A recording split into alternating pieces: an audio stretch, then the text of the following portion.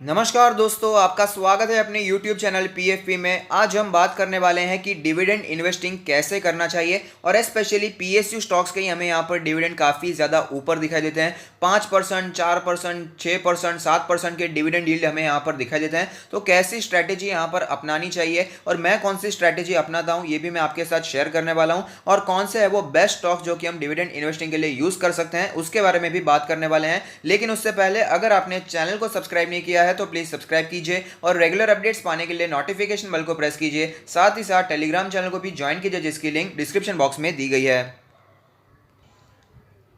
जब बात आती है डिविडेंड इन्वेस्टिंग की तो ऑफकोर्स यहाँ पर पीएसयू स्टॉक्स का अगर हम नाम ना ले तो ऐसा नहीं हो सकता। तो यहाँ पर हमें ऐसे स्टॉक्स को ढूंढना चाहिए, ऐसी कंपनीज को ढूंढना चाहिए जिनका डिविडेंड तो हमें हाई दिखाई देता हो लेकिन वो एक प्रॉफिट मेकिंग कंपनी होना बहुत ही ज़्यादा ज़रूरी है। यहाँ पर आप देखेंगे कि जो भी हमें पीएसयू कंपनीज दिखाई देती हैं उनमें से कई ऐसी कंपनीज है जिनका डिविडेंड यील्ड तो 6%, 7% का दिखाई देता है लेकिन वो company actually loss making company होती है। तो यहाँ पर प्रॉफिट मेकिंग कंपनी ढूंढे उसके बाद ही यहाँ पर इन्वेस्ट करना चाहिए। और मैं आपको ये बताना चाहूँगा कि पीएसयूज में थोड़ा सा इन्वेस्टमेंट करना चाहिए, उसका भी रीजन मैं आपको बताना चाहूंगा। लेकिन उससे पहले ये बताना चाहता हूं कि यहाँ पर पीएसयू स्टॉक्स में ओवरऑल गिरावट हमें क्यों देखने को मिल रही है। तो एक रीजन तो यही है कि यहाँ पर डिविडेंड काफी ज्यादा होता है। अब यहाँ पर आपको आश्चर्य हो सकता है कि यहाँ पर ऐसा क्यों, डिविडेंड ज्यादा है तो उसमें यहाँ पर स्टॉक प्राइस नीचे क्यों जा रहा है। तो वो मैं आपको समझाना चाहूंगा। यहाँ पर कंपनीज जो है या पीएसयू कंपनीज वो गवर्नमेंट की कंपनीज है और गवर्नमेंट को चाहिए इनकम, तो वो कंपनीज को फोर्स करती है कि एज ए डिविडेंड आपको इनकम देनी पड़ेगी। तो कंपनी को डिविडेंड के तौर पर हमें यहाँ पर इनकम बांटनी पड़ती है। 5-6%, 7% का डिविडेंड हमें यहाँ पर दिखाई देता है।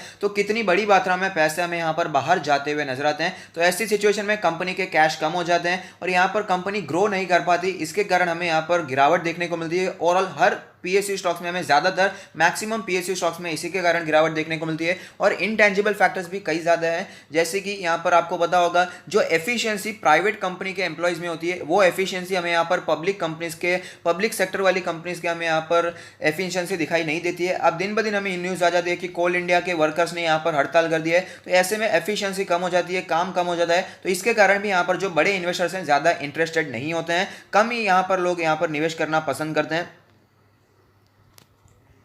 तो ये तो हो गया कि क्यों यहाँ पर पीएसयूज ओवरऑल नीचे आते हुए नजर आ रहे हैं। लेकिन अब मैं यहाँ पर आपको वो रीजन भी बताना चाहूंगा कि क्यों थोड़ा सा पैसा आप यहाँ पर एलोकेट करने के बारे में सोच सकते हैं। पीएसयू हमें क्यों नीचे आ रहा है वो तो हमने जान लिया है, लेकिन यहाँ पर आगे जाकर हमें तेजी भी देखने को मिल सकती है। ये तो डाउट बिल्कुल भी नहीं है कि कंपनीज बंद हो जाएगी, क्योंकि एट लास्ट गवर्नमेंट की कंपनीज है, कितना भी लॉस क्यों ना करे लेकिन गवर्नमेंट का सपोर्ट रहता है तो कंपनी यहाँ पर बंद हो जाएगी ऐसा टेंशन नहीं रहता है। और जैसे जैसे यहाँ पर इंडिया ग्रो करेगा, यूथ पॉपुलेशन हमें ज्यादा दिखाई देती है, तो आगे जाकर जो भी एम्प्लॉयज हमें यहाँ पर सरकारी एम्प्लॉयज देखने को मिलेंगे उनकी एफिशिएंसी भी धीरे धीरे बढ़ती जाएगी। आगे जाकर हमें यही समय देखने को मिलने वाला है कि एफिशिएंसी बढ़ती है, कम से कम टाइम में ज्यादा से ज्यादा आउटपुट लाना, ये सारी चीजें होने वाली है। और गवर्नमेंट यहाँ पर पूरी कोशिश कर रही है कि हर एक स्टॉक को यहाँ पर लिस्ट कर देती है, यहाँ पर हमें सेलिंग देखने को मिलती है, ओएफएस आ जाता है। तो यहाँ पर ज्यादा से ज्यादा प्राइवेटाइजेशन हमें यहाँ पर दिखाई दे रहा है। अगर आपको पता होगा तो जब भी कोई पब्लिक कंपनी यहाँ पर मतलब पीएसयू स्टॉक का कोई यहाँ पर हमें आईपीओ आता हुआ नजर आता है, प्राइवेटाइज करने की बात आती है, तो उनके जो एम्प्लॉयज होते हैं वो हड़ताल कर दे कि ऐसा हम नहीं होने देंगे। उसका रीजन है कि यहाँ पर वो चाहते नहीं है कि यहाँ पर वो पब्लिक सेक्टर से जाकर प्राइवेट सेक्टर कंपनी हो जाए, क्योंकि प्राइवेट सेक्टर में काम ज़्यादा करना पड़ता है और गवर्नमेंट कंपनी में काम कम करना पड़ता है। लेकिन आगे जाकर जैसे हमें इस गवर्नमेंट के प्लान दिखाई दे रहे हैं, आगे हमें बहुत ज़्यादा प्राइवेटाइजेशन देखने को मिलने वाला है। तो ऐसी सिचुएशन में हमें ग्रोथ देखने को मिल सकती है।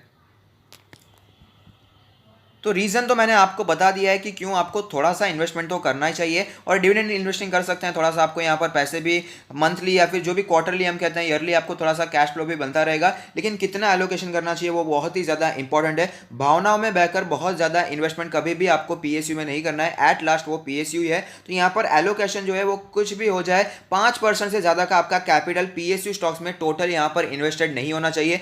अगर आपका कैपिटल 10 लाख का है तो यहाँ पर मैक्सिमम 50,000 का ही इन्वेस्टमेंट आपको पीएसयूज में करना है। और वो भी कैसे करना है वो मैं आपको बताऊंगा। एक ही स्टॉक में इन्वेस्ट नहीं करना है, यहाँ पर सिंगल स्टॉक में पूरा पैसा नहीं लगाना है, ओवर डाइवर्सिफाई करना है उसे। जो आप यहाँ पर पीएसयू स्टॉक्स का जो पोर्टफोलियो बनाएंगे, सपोज आपका कैपिटल 10 लाख का है तो 50,000 अगर आप पीएसयूज में डालना चाहते हैं तो वो 50,000 50 कंपनी में डालेंगे तो भी कोई प्रॉब्लम नहीं है। तो यहाँ पर ओवर डाइवर्सिफाई करने की कोशिश करनी है। जनरली मैं ऐसा नहीं कहता हूँ, जो ये कोर पोर्टफोलियो होते हैं वहां पर मैं आपको कम स्टॉक्स रखने की सलाह देता हूं, लेकिन यहां पर मैं आपको सजेस्ट करूंगा कि ज़्यादा से ज़्यादा स्टॉक्स रखिएगा कि अगर कोई स्टॉक्स यहां पर खराब हो जाता है या बहुत ही गिर जाता है तो दूसरे स्टॉक्स उसे बैलेंस करने के लिए तैयार रहेंगे। और मैं भी यही स्ट्रैटेजी अपनाता हूं। यहां पर मैं हर साल देखता हूं कि मेरा जो कैपिटल है उसका 5% क्या निकल कर आता है, तो उस हिसाब से मेरे जो दूसरा डीमैट अकाउंट है वहां पर मैं सिर्फ और सिर्फ पीएसयू शेयर्स को खरीदता हूं, जहां पर मुझे डिविडेंड मिलता रहता है। और यहां पर शेयर्स को कब सेल करना है वो भी मैं आपको बताना चाहूंगा। अगर आपको 30% या ज्यादा का प्रॉफिट होता है तो वहां पर अगर आप शेयर्स को सेल कर देंगे तो कोई भी प्रॉब्लम मुझे दिखाई नहीं देती है। एटलीस्ट मैं ये स्ट्रैटेजी अपनाता हूं। यह आपको आपका डिसीजन हो सकता है अगर आप इन्वेस्ट करना चाहे या ना करना चाहिए, लेकिन मैं आपके साथ एक इन्फॉर्मेशन शेयर कर रहा हूं, एक स्ट्रैटेजी शेयर कर रहा हूं जो कि मैं खुद फॉलो करता हूं। तो यहां पर अगर मुझे 30% से ज्यादा का प्रॉफिट किसी एक पीएसयू शेयर में होता है तो मैं उसे डायरेक्टली सेल कर देता हूं और प्रॉफिट बुकिंग कर लेता हूं। उसमें फिर ज्यादा लॉन्ग टर्म के लिए यहां पर होल्ड नहीं करता। लेकिन अगर 30% से ज्यादा का प्रॉफिट मुझे नहीं मिलता है तो उसे मैं होल्ड करता हूं और डिविडेंड इन्वेस्टिंग की तरह से यहां पर उसे रखता हूं अपने अकाउंट में, जिससे मुझे रेगुलरली डिविडेंड मिलता रहे। तो ये तो मैंने आपको बता दिया है कि आपको प्रॉफिट मेकिंग कंपनी में ही इन्वेस्ट करना चाहिए। कई ऐसे शेयर्स हमें दिखाई देते हैं जो कि लॉस मेकिंग हमें यहाँ पर दिखाई देते हैं, जैसे कि आईओसी के बारे में हमने यहाँ पर कल या परसों ही चर्चा की थी, तो वहाँ पर भी मैंने वही रेकमेंड किया था कि ऐसे स्टॉक्स को अवॉइड करेंगे तो ही बेहतर रहेगा। इससे बेहतर है कि जो प्रॉफिट मेकिंग कंपनी है जैसे कि कोल इंडिया है वहाँ पर आप इन्वेस्टमेंट करते हैं तो कोई भी प्रॉब्लम मुझे दिखाई नहीं देती है। और मैं आपको स्टॉक्स भी बताने वाला हूँ जहाँ पर आप इन्वेस्टमेंट करने के बारे में सोच सकते हैं।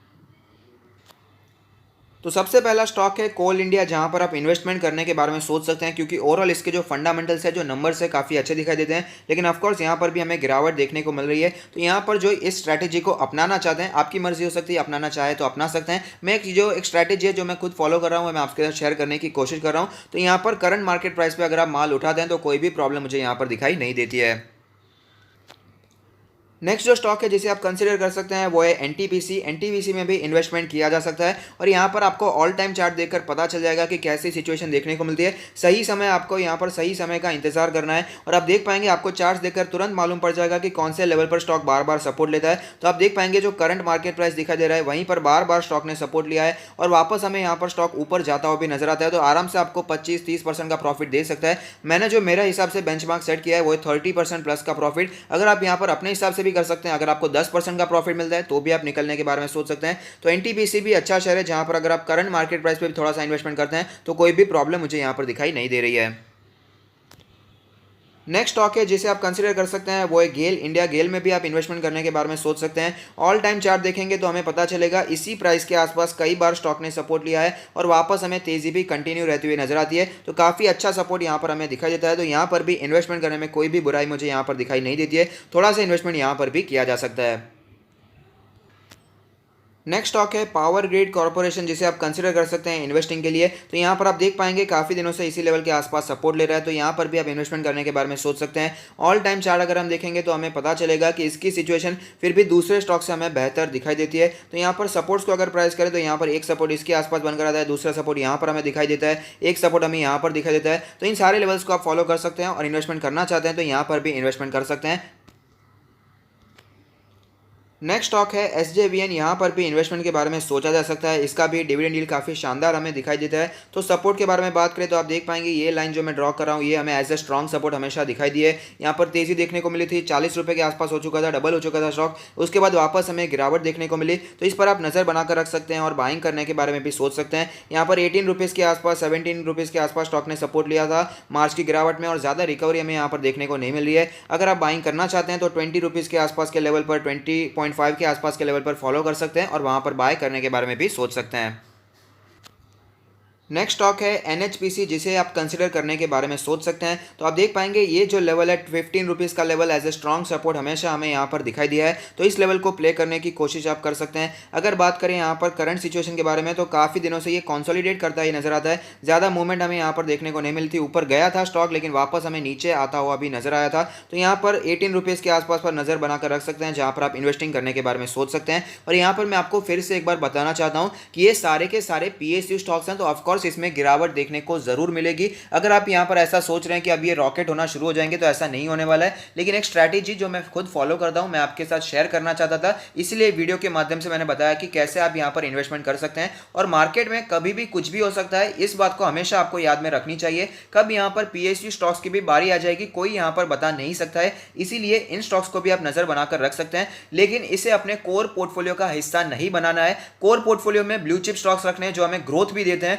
डिविडेंड तो साइड वाली चीज है, साइड डिश है, यहाँ पर उस पर ज्यादा फोकस एक्चुअली नहीं करना होता है। लेकिन डिविडेंड इन्वेस्टिंग भी एक कला होती है, जहां पर आप इन्वेस्टिंग करने के बारे में सोच सकते हैं। लेकिन 5% से ज्यादा का एलोकेशन आपको नहीं करना चाहिए। आप करना चाहते हैं तो कर सकते हैं, लेकिन पर्सनली मैं तो नहीं करता हूं। और अगर मुझे डिसेंट प्रॉफिट मिलता है, 30% का प्रॉफिट मिलता है स्टॉक में से, तो मैं स्टॉक को प्रॉफिट बुकिंग करके मैं टोटली निकल भी जाता हूं। तो इसके हिसाब से आप यहाँ पर इन सारी चीजों को ध्यान में रखकर आप भी अपना एक बेंचमार्क सेट कर सकते हैं। अगर आपको 15% का प्रॉफिट मिले तो आप निकल जाएंगे। तो इन सारी चीजों को ध्यान में रख के आप यहाँ पर इन्वेस्टमेंट करने के बारे में सोच सकते हैं। जैसे जैसे हर साल मुझे प्रॉफिट मिलता है ब्लू चिप कंपनी से, और जैसे जैसे मेरा कैपिटल बढ़ता जाता है, तो उसमें से मैं हर साल कैलकुलेट करता हूं कि मेरे कैपिटल का 5% क्या है। तो जितना डिफरेंस मुझे दिखाई देता है उतना ही मैं ऐड कर देता हूं। यहाँ पर जो मेरा तीसरा मुझे डिमेट अकाउंट है, मैंने स्पेशली पीएसयू स्टॉक्स में के लिए ही रखा है। तो वहां पर मैं पीएसयू स्टॉक्स में ही इन्वेस्टमेंट करता हूं। तो वहां पर डिविडेंड के लिए इन्वेस्टिंग करता हूं। अगर मुझे प्रॉफिट मिलता है तो मैं निकल जाता हूं। कई बार ऐसा हुआ है, ये एनएचपीसी के शेयर्स में, या कई बार हुआ है मेरे साथ, यहाँ पर 20% की सर्किट एक बार लग गई थी। तो ऐसे समय पर मैं निकल गया, प्रॉफिट बुकिंग कर लिया। ऐसे में ज्यादा लॉन्ग टर्म के लिए नहीं बने रहना है, लेकिन ये एक स्ट्रैटेजी है जिससे आपको अच्छा मुनाफा भी हो सकता है और डिविडेंड भी मिल सकता है। तो अगर आपको ये वीडियो पसंद आता है तो लाइक कीजिए, शेयर कीजिए, कमेंट कीजिए, सब्सक्राइब कीजिए और मुझे मोटिवेट कीजिए। Thank you, stay happy, happy investing.